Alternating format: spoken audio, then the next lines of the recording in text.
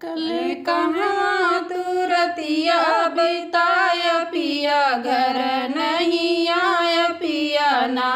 कल कहाँ तू रतिया बिताय पिया, घर नहीं आय पिया ना।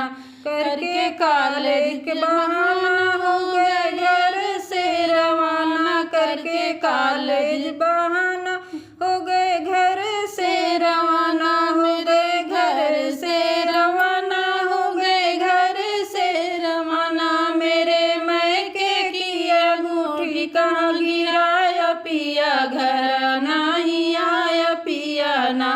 मेरे मैके की अंगूठी कहाँ गिराया पिया, घर नहीं आया पिया ना।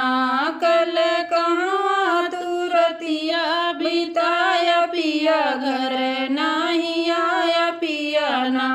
कल कहाँ तू रतिया बिताया पिया, घर नहीं आया पिया ना।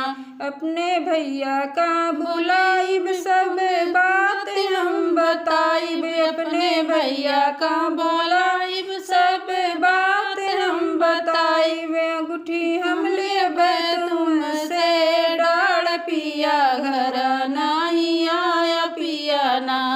अंगूठी हम लेबै तुमसे डाढ़ पिया, घर नहीं आया पिया ना। कल कहाँ तू रतिया बिताया पिया, घर नहीं आया पिया ना। कल कहाँ तू रतिया